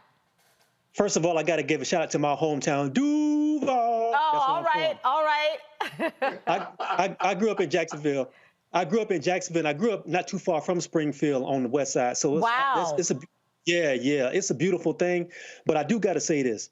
A lot of these monuments, even though this one was up there in 1915, a lot of these Confederate monuments that you see around the South that are finally coming down, they were built up in the 1950s as a resistance to the Black Civil Rights Movement. So a lot of these things are not even historical monuments, really. They were put up by segregationists following the lead of George Wallace, who was saying that this is the South, this is our South, and we want our South to represent us. And, you know, Springfield is a majority black neighborhood. And I remember walking to school, seeing that monument and seeing other monuments along those lines of things. They were trying to do this revisionist history of what the South was really about and what slavery was really about. So I'm glad to see it come down. And to answer your question, I say take the medal and make it into a monument and make it into a bust of James Weldon Johnson, another Jacksonville legend who wrote Lift Every Voice and Sing. Lift Every Voice and Sing. Absolutely. So I'm interested, growing up there, these were monuments. Did you talk about them in school? What was your first recollection of them? The first time I really paid attention to that was when I was downtown when I was like 8 or 9 years old. And there used to be a monument smack dab in the middle of Hemming Park, which is the middle of downtown Jacksonville, with a Confederate soldier with the Confederate cap holding a rifle and had with his gun up, looking like he was looking vigilant, looking at the north.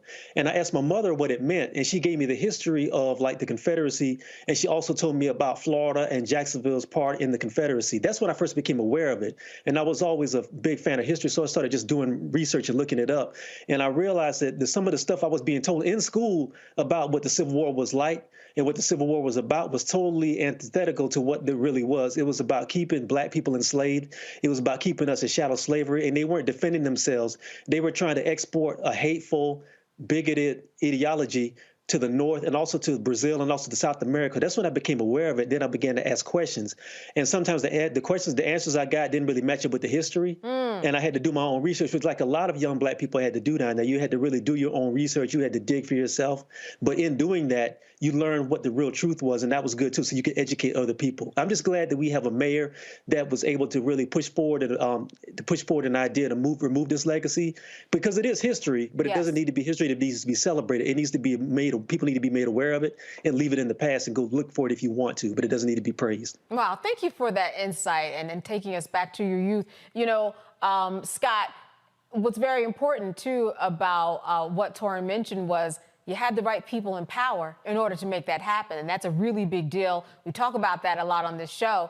That's where the voting comes in, and that's where it's so important. And you have to get to the polls in order to eventually see a change like this. That's true. I'm glad the governor didn't step in and try to block it. I was a little surprised at that. So that was a real blessing. But, you know, these monuments, I appreciate the history my brother just shared with us, because we didn't have these monuments in Illinois. At least I didn't grow up around them. But what's interesting to me now as an adult is that we are the only country that celebrates a civil war of a group of people from the South that lost the Civil War, that were attempting to disrupt this experiment of democracy called the United States of America in their efforts to form a more perfect union. The actual democracy was at stake here, and the North won. Freedom, justice, and equality won for whatever reason under the leadership of Lincoln, whether he wanted to free the slaves or save democracy, take your pick. And yet we celebrate the South, we celebrate the Confederate.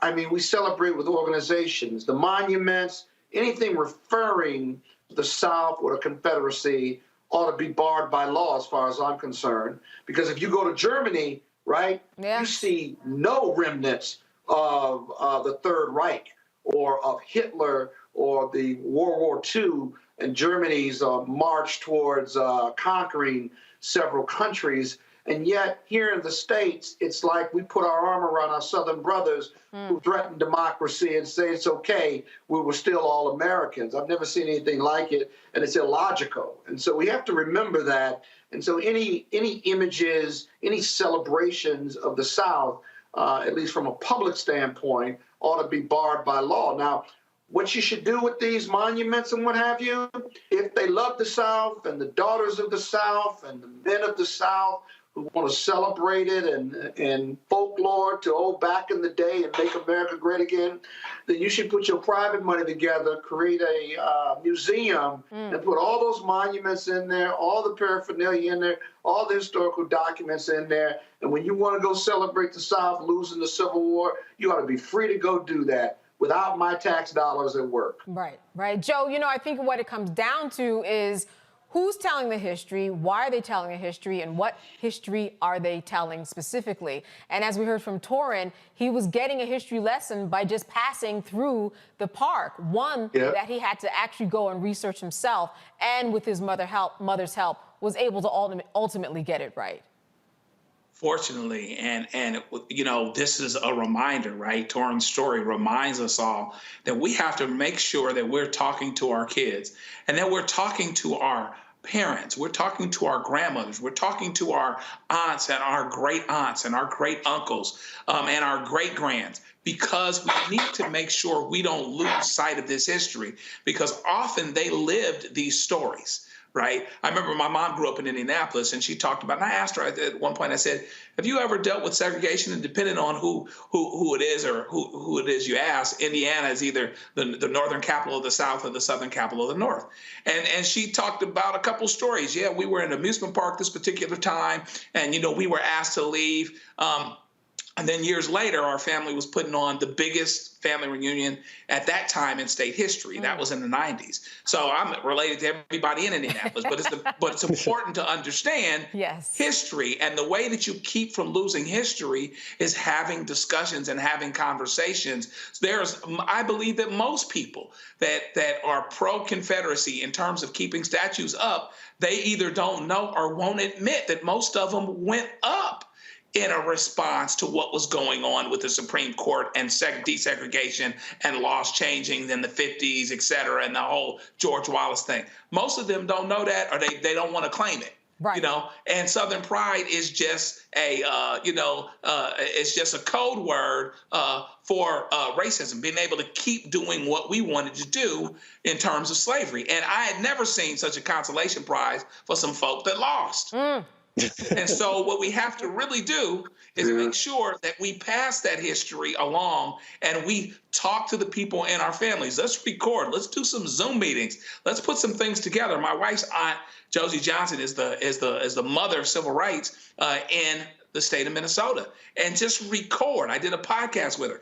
Get information so that this isn't lost, so that somebody can't throw you an okie doke related to these particular issues. Right. Get out that camera, get out that recorder, whatever it is, so that there is a record of it that people can refer to. Torrin, I'm going to end with you. I'm curious, first of all, when you found out about James Weldon Johnson, when did that history come into your arena?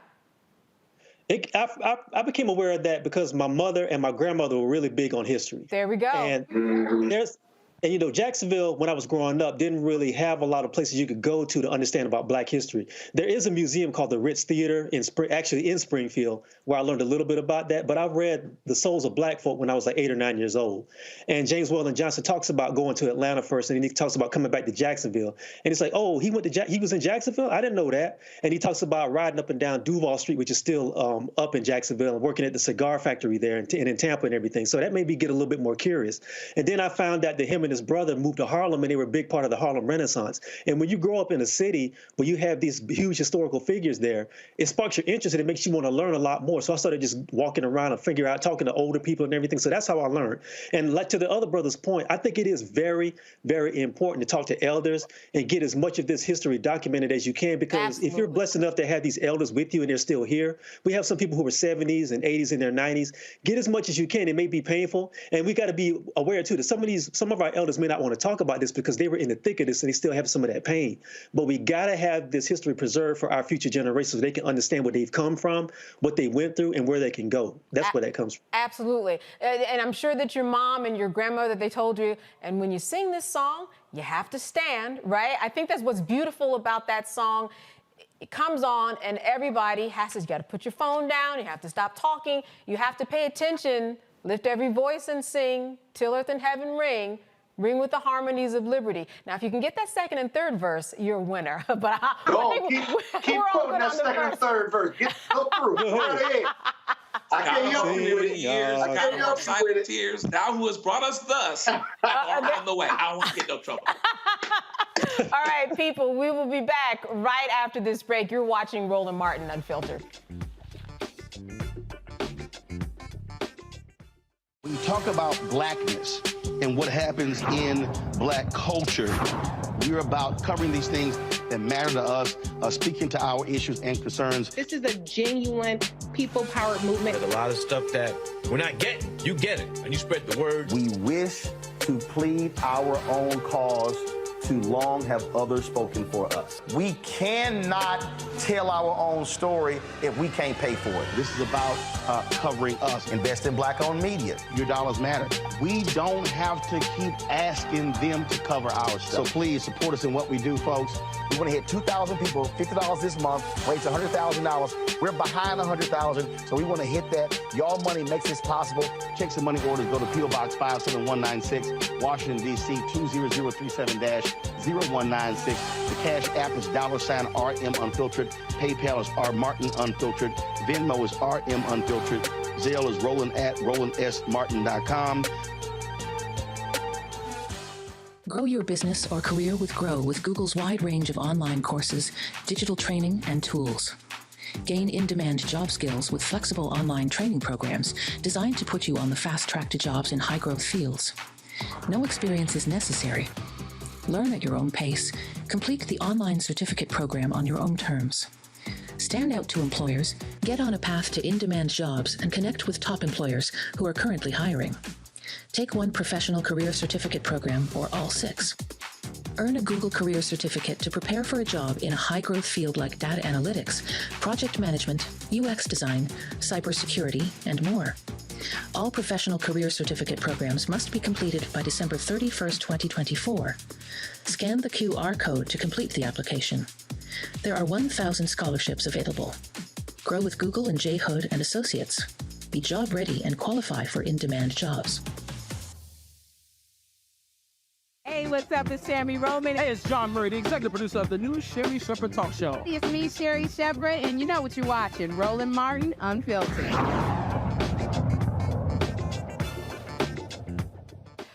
A Colorado jury convicted the 2 paramedics connected to the 2019 death of Elijah McClain.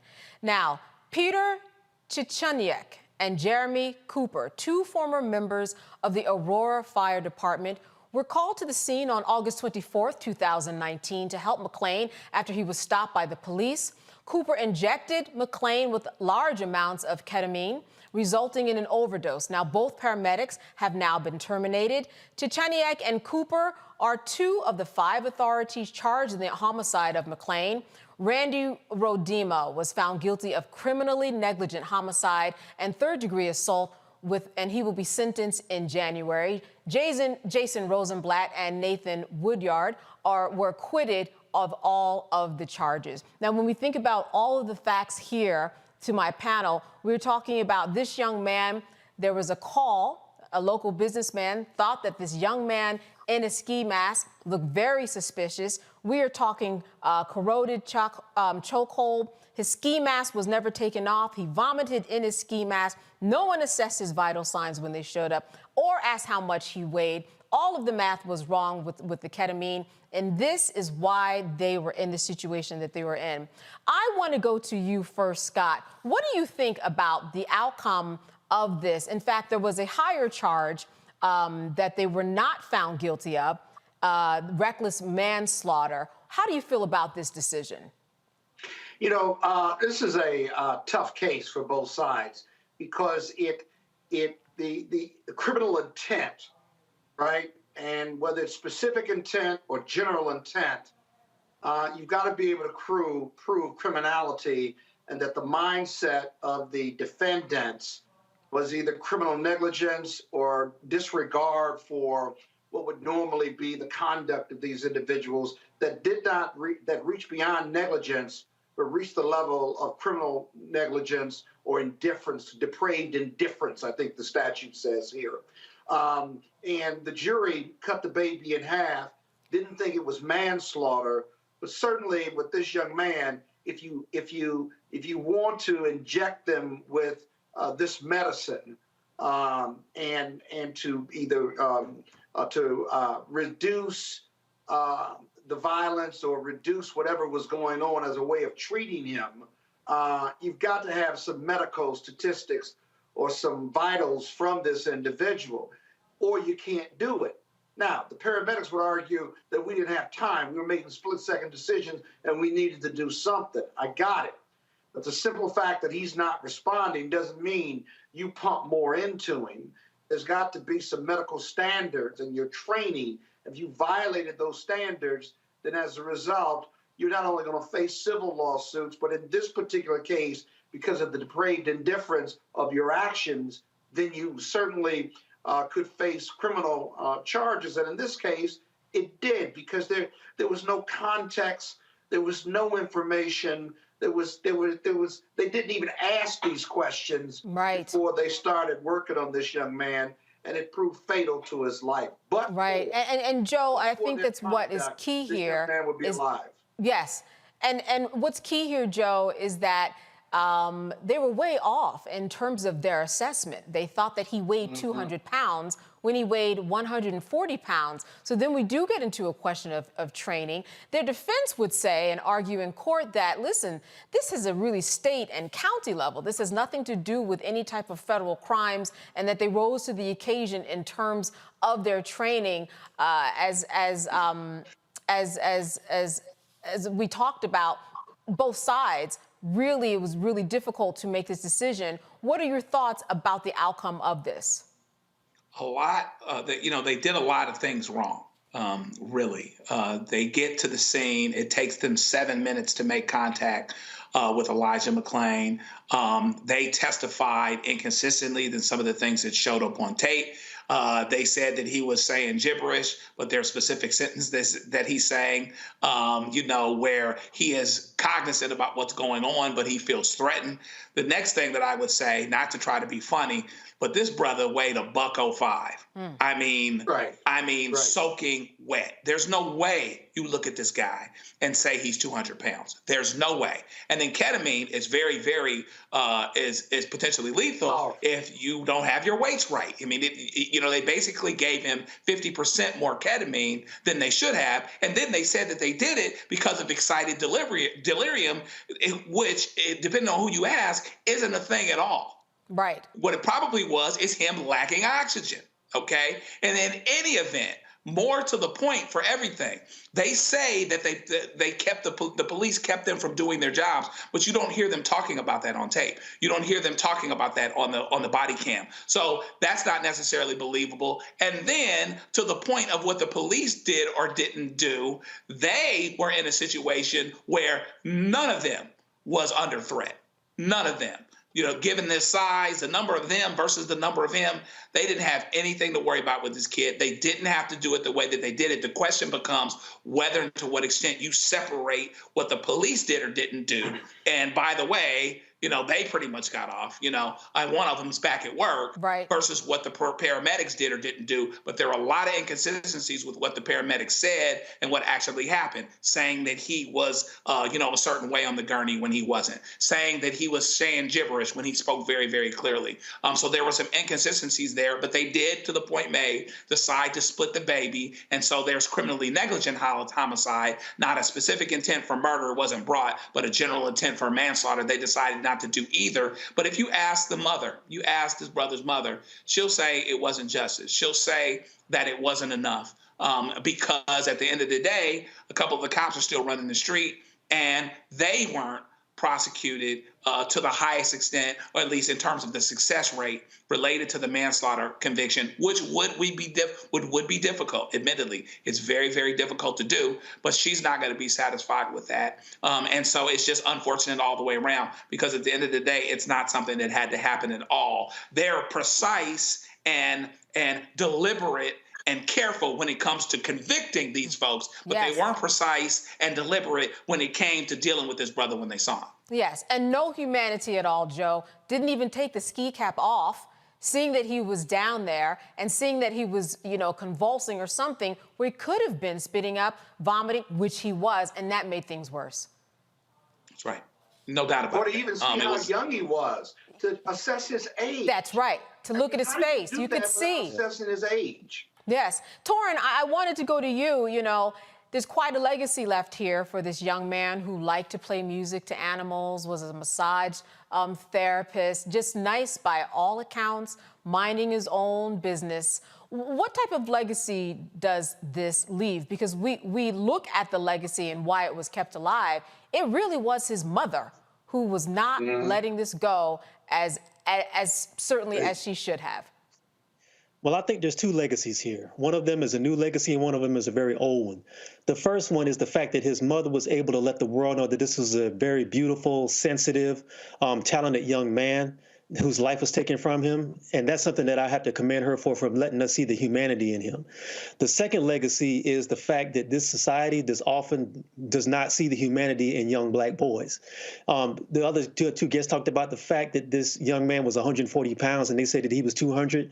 We have to understand that we live in a society where, especially when you're dealing with like law enforcement and the medical field, where your skin is your threat. It doesn't matter what size you are. It doesn't matter what your gifts are. This society sees a young black man as a threat. In their mind, they saw this young, convulsing, 140-pound young man as somebody who's like the size of Suge Knight and Mr. from Color Purple. That's what they saw in their mind, and that's how they reacted to it. And it just surprises me that somebody could see somebody who was in physical trauma, and you, although you're not a doctor, your job is to alleviate the suffering of somebody going through some sort of issue. But we've already seen the data that says a lot of times people in the medical field believe that black people are either faking it when they say they're going through physical pain, or they feel like we can take more pain than the average human being, so they give you more drugs, so they give you less treatment. This is something that's happening. This is something that we see with with female mortality rates with black women.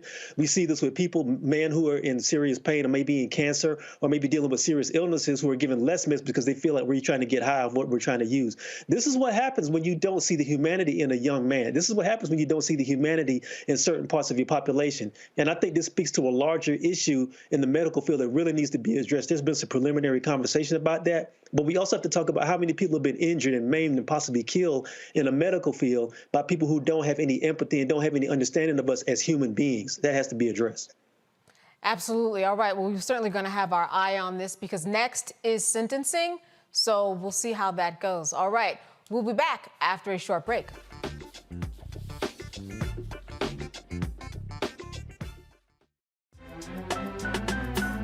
Faraji Muhammad, live from LA. And this is The Culture. The Culture is a two-way conversation. You and me. We talk about the stories, politics, the good, the bad, and the downright ugly. So join our community every day at 3 p.m. Eastern and let your voice be heard. Hey, we're all in this together. So let's talk about it and see what kind of trouble we can get into. It's The Culture, weekdays at 3, only on the Black Star Network. I'm Dee Barnes, and this week on The Frequency, we talk about school to prison pipeline, book bans, and representing for women's rights. The group Moms Rising handles all of this. So join me in this conversation with my guest, Monifa Bandelli. This is white backlash. This is white fear that happens every time Black people in the United States help to walk the United States forward towards what is written on the paper. Right here on The Frequency on the Black Star Network. Hey, what's up, y'all? I'm Devon Frank. I'm Dr. Robin B., pharmacist and fitness coach, and you're watching Roland Martin Unfiltered.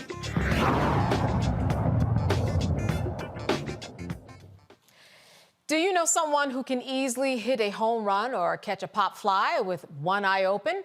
If you do, a Black-owned independent baseball league is holding open tryouts for its upcoming season. A League of Our Own independent baseball league is inviting serious athletes to join the tryouts and prove their skills. Local, national, and international baseball players at least 17 years old will have a chance to try out for the 2024 fall season. Michael Maiden, Director of Media Relations for A League of Our Own, joins us from Chicago to tell us more. Thank you so much for being with us today. Thank you for having me. Absolutely. You know, I guess you said the time is right for this right now. Tell me how this came about. Well, you know, I've been involved with baseball over 40 plus years as a high school coach, a college coach, a former major league scout, and even doing summer travel baseball.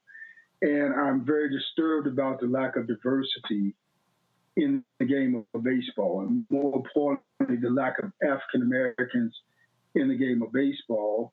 And the myth is that Black kids are not playing baseball, but the reality is that Black kids are not given opportunity to play baseball on a high school level if they're not at a traditionally all Black high school, which means they're not being given an opportunity to play on a collegiate level if they're not going from high school to college. And if they're not playing on the collegiate level, they're not getting drafted into the major league. So therefore, you have a steady decline of African-American baseball players playing on the major league level. So what we have is a tool and an instrument to aid and assist the development of African-American baseball players and give them an opportunity to continue playing baseball, develop their skills, and hopefully become a farm system to the major leagues, as well as that personal experience of playing baseball on the higher levels. Wow. Now, in terms of what this league will ultimately look like, how many teams are we talking? Where are you scouting? How will this unfold? Well, initially we're looking at 4 teams, but we open to do 6 teams. We will hold statewide trials in a number of places, from Florida to North Carolina to Alabama to Georgia, Illinois, Indiana, Wisconsin. We're going to go all over looking for the best ball players to want to play baseball. And it's going to be housed in Lansing, Illinois, which is a suburb of Chicago. They call it the Chicago Southland. And what we're going to do is we're going to have those 4 to 6 teams stationed at one location, which allows us to cut down on our expenses for travel and so on and so forth by having a league to function at one site. So we'll have 2 to 3 games a day, 50 games in 50 days. So it'll be nonstop baseball. Wow. So exposure is really key here, and that's really what you want to do. You want to make sure that young people are exposed to the sport. Share with us a little bit about the Negro Leagues and how important the Negro Leagues were in opening up the door for African Americans to enter into the field. I mean, we were talking about an international history of men who travel to Japan and various parts of the country to really display their skills. We have an important history when it comes to baseball, but a lot of people don't think about that at first when they talk about the sport. Well, Negro League players were the pioneers of baseball. They did a lot of things in their past to allow the African-American baseball players, the few that are in the major leagues, the opportunity to be there today. You know, you have guys like Satchel Paige, one of the greatest pitchers that ever lived, Rube Foster, the father of Negro League Baseball, who have not been given their just due on the level that they serve to open the doors. Not to mention, when you talk about Negro League Baseball, a lot of people don't know it was the number 3 gross in the economy in that Black community in its day. So we were creating our own jobs, our own wealth, and we were outdrawing the major leagues. That's one of the reasons, you know, we credit Branch Rickey for bringing Jackie Robinson in to break the color barrier. But there was a oath between the owners that the players were playing the game. So Branch Rickey saw the dollars that the Negro League players was bringing in by outselling the major leagues as far as attendance, concession, and he wanted to tap into those dollars. So Negro League Baseball have a very, very deep root in the African-American community, and we have to recapture that and bring it back as it was then, so can it be now.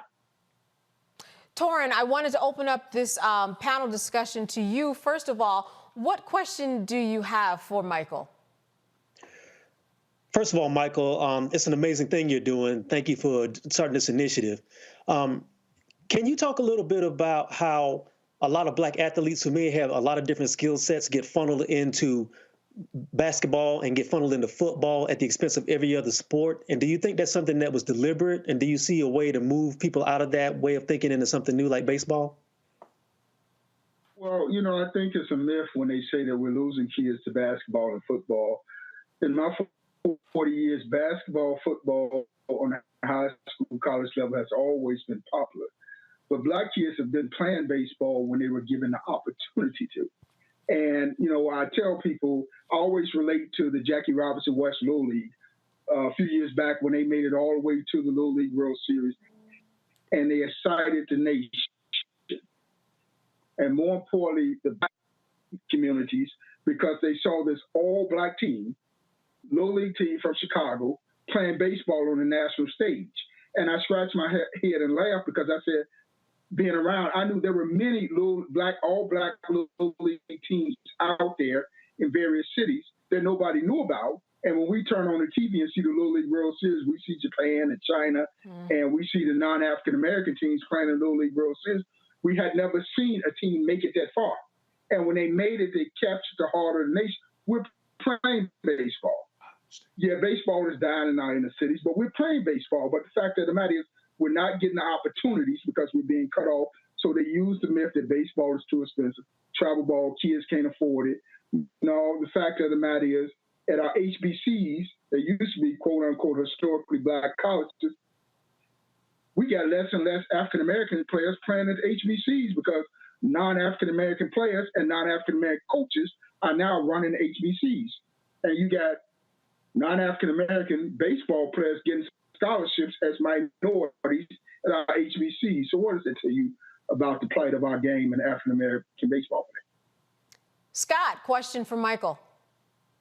Hey, Michael, love the concept. I'm a big baseball fan, and my dad certainly was, and he would always teach us about the American League, National League, and then the Negro League, and always had a lot of paraphernalia, so I love what you're doing. I guess my question for you is, how you're not paying these ball players, and you got tryouts, how do you measure your success with this initiative? At the end of the 50 games, kind of what are the checkpoints for you vis-a-vis this was successful and we need to do it again? I need partners, I need investors, because we can really make this a big deal. Yeah, well, let me just say for the record, we went down this route about 4 or 5 years ago to do a professional independent baseball league. And A lot of commitments that we had for sponsorship didn't come through. The gates, the tenders didn't fare. You know, we were in a black town and we thought it would really go well. So we had to fold the league within the first month.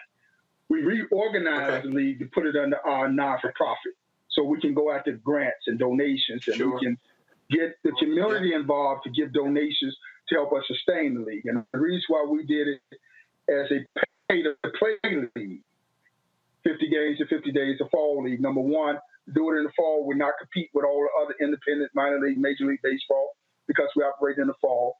Number two, we have the seed funding in place to sustain ourselves by charging the players a admission fee to be a part of the team. And then we're also looking to reach out and develop a network of donors and sponsors that want to give donations as a tax write-off to help this organization thrive and stay alive and provide African Americans. And the league is to all, but our focus is on African American baseball players, an opportunity from all over the United States to come in and play baseball, develop their skills, and not only showcase them to the major leagues, but to the international market to say, here's baseball players that want to play baseball, they got the talent and skills. Absolutely. Michael, before we leave, I just want you to remind us where people can get information if they are 17, if they want to try out. How do they do that? Where do they know where to go? Well, they can go to our website, own247.com, and they can register online. Any donors or sponsors out there that want to know more, there's also a page on there where they can become a supporter, a booster, a donor. We want to sustain this league. We want to make it viable because not only is it a league of our teams, we're going to honor Ruth Foster, Satchel Paige, Sam Allen, and Dick Allen, one of the most fierce hitters, White Sox. We're going to honor them by naming teams after them so we can ever invoke their memories in the hearts and minds of future generations as we will be live streaming the games, and the other Negro League players as we expand the league, and African-American players that have been great contributors to the game that we're going to name the teams after as well. Michael, this is very exciting. I look forward to having you on again to talk about all of the success with the startup of this. Michael Maiden, Director of Media Relations for A League of Our Own. Thank you so much for being with us and good to see you. Thank you, and we definitely look forward to coming back and sharing more about this league. All right. I just got to know, are we closing out the show? Am I going to the panel for more questions? All right. All right, I want to say thank you to all of my guests, Scott, Joe. Now listen, Torrin, I got your name right about 80% of the time. Forgive me for that other 20%. I'm going to get it right the next time. It's very good to see all of you, and thank you for being part of such a lively panel today to all three of you. Thank you. Thank you so much. Good to see you. Absolutely. All right. As we close, the Houston, Texas quartet, the Walls Group, took the urban contemporary gospel scene by storm in 2012 with their first studio album. The siblings have not slowed down since, and Roland sat down with the group who participated in McDonald's Inspiration Celebration Gospel Tour at Chicago's House of Hope.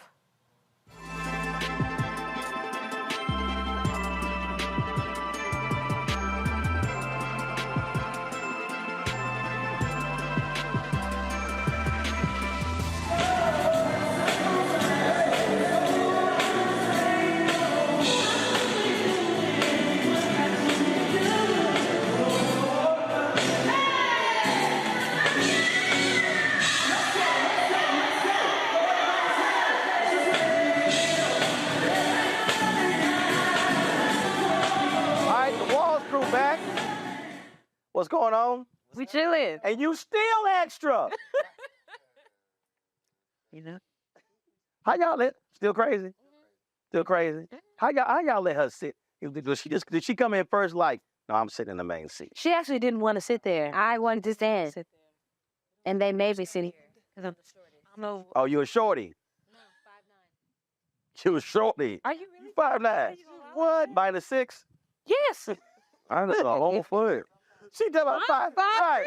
5'3". Ain't no way you 5'9". Right. See right there. It's like, girl, like, stop it. Okay. Stop it. See, extra. See, extra. What's been going on with y'all? We, of course, got together last time. Now you're part of the 17th McDonald's Gospel Tour. So, how you feel? Accomplished. Yes, how old are you? Good, not gonna lie. I'm 17 years old. Okay. We gonna do this again. See, we gonna do this. See, here you go. Again. Yeah, we feel pretty good to be here, not gonna lie. Chicago's like our second home. Uh-huh. So we happy to be here. We got a lot of our favorites on this leg of the tour. And when they asked us, we was like, for sure. So honored, so happy. I kind of wanted to interrupt Tim Bowman's rehearsal, but I'm gonna respect him because I love him. I really do. You just gonna interrupt this rehearsal. I just wanted to go see, you know what I'm saying? I'm glad you interrupt our interview. We know who would have. This one. I'm hoping now. Yeah. The face tell it all. Oh, yeah, we excited to be here. You know, always. Go ahead. No, we're just excited, man. It's always great when McDonald's calls. It's just really good to be able to do that. And we've been watching, especially during the pandemic. It was cool to see how they continue to do it, even when you couldn't go and touch the people, but they still did it. So it was just kind of cool, and they called us to do it too. So it was fun. So you mentioned being back, and then you got the crowds. Yeah. So ask you this question here, and I always ask artists this here. There's some cities that are just lit when it comes to gospel music. Oh. Out of all the cities y'all go to, what's that one city that y'all know? What's that one city? You got to hold the microphone up, bro. me and Daryl just left Newark, bro, and Yeah, they're New York, like New Jersey. they're like They love it. they're like the last of like Really? America for real when it comes to like just people that's going, like people that show up to concerts, people that show up and it's like, yo, we still have church. I have not seen that in like a decade. So Really? like So seeing that Newark. the other night. Yeah, Newark, New York, Newark, Jersey, Chicago too. Yeah, I was gonna say, this is the city of Gospel Fest. Yeah. And every time we've done Gospel Fest, people pack out the park, people pack out these venues. They love gospel music out here. I feel like a lot of gospel music originated from Chicago, actually. It did. Yeah, so this is really the gospel music city for real. They come out. Come out. He's talking about the people that come out to support them. I'm fully aware that Yolanda Adams is from Houston. Consider I'm born and raised in Houston. I'm aware of Reverend Paul Jones. Oh yeah. Fully aware. Oh yeah, yeah. We fully aware of Yeah. gospel artists that come out of Houston. Yes. Hey, just get her a double cheeseburger. So keep her happy.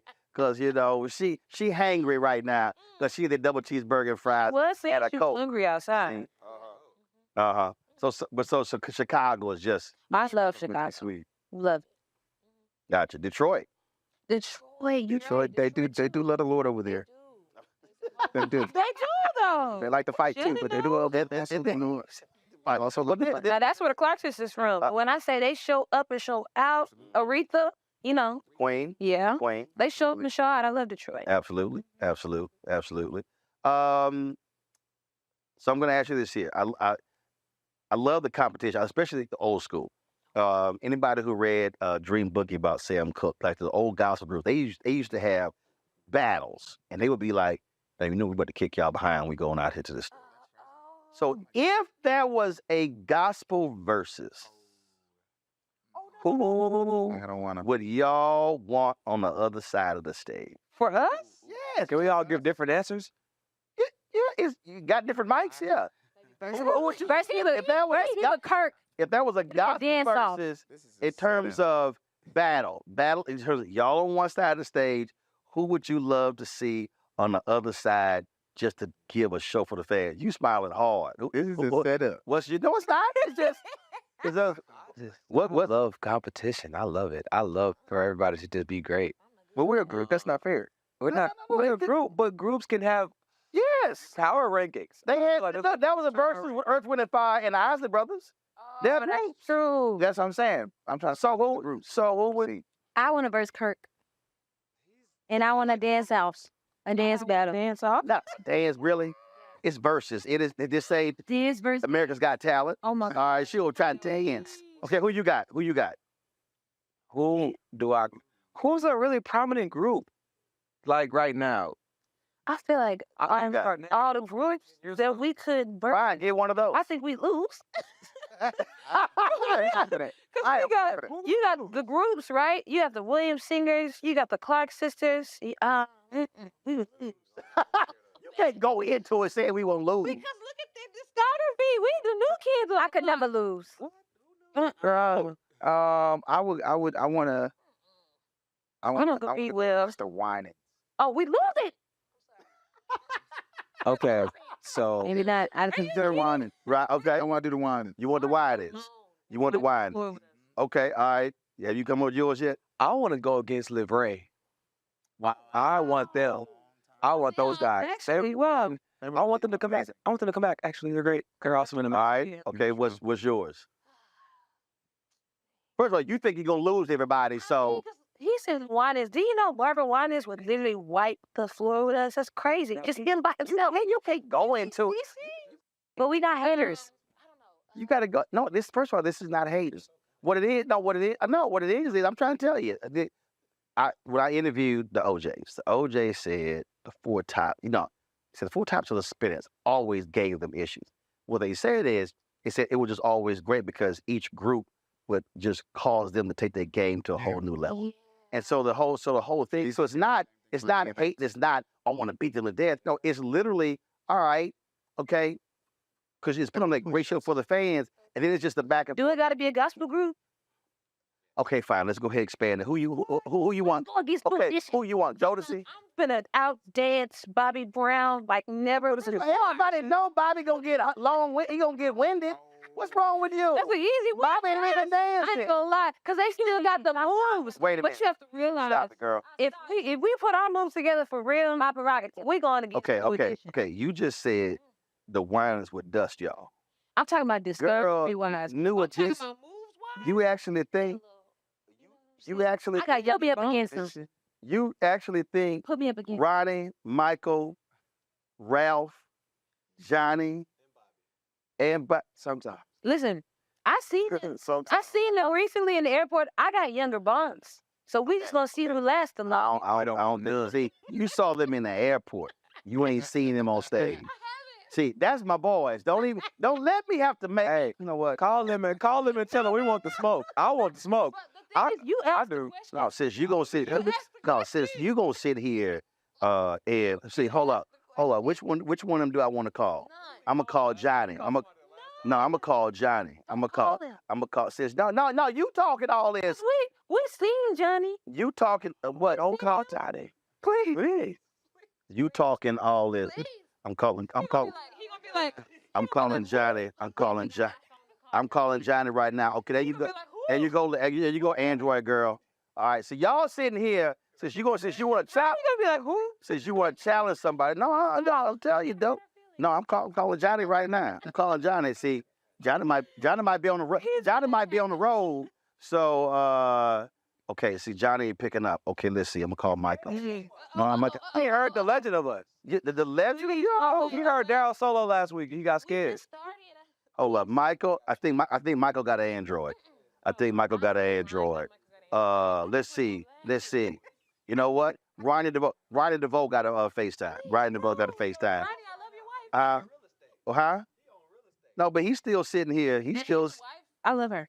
Right. I want to say that. I love her so bad. Right. Also, all her. So you think you can outdance Bobby? Is what you think over here? Any, she was in that group. What is wrong? She really think, but y'all still gotta contend with their music. That's what I'm saying. Discography wise, like, hey. All right, we're gonna do this here. All right, we're gonna do a video here. You think I'm joking? I'm gonna go ahead. I'm gonna go ahead and sit. Girl, you don't want them. Yo, New Edition, what's up? Hey, I'm here with the Walls family. They are participating in the McDonald's 17th gospel tour, and I asked them what group they would love to challenge, and they said we would take out New Edition. They said right there. They said we would. They said Bobby ain't got no chance. They said he gonna need an oxygen tank. That's what they said. That's what they said right there. They said Michael Bivins. They said they gonna dust you. That's what they said. They said Ralph, you ain't got no shot. This right here in the purple. Right there in the purple wrap. Okay, so I'm just letting y'all know. So if y'all want their phone number, text me back. And y'all, matter of fact, call them out at the next concert. Call them out.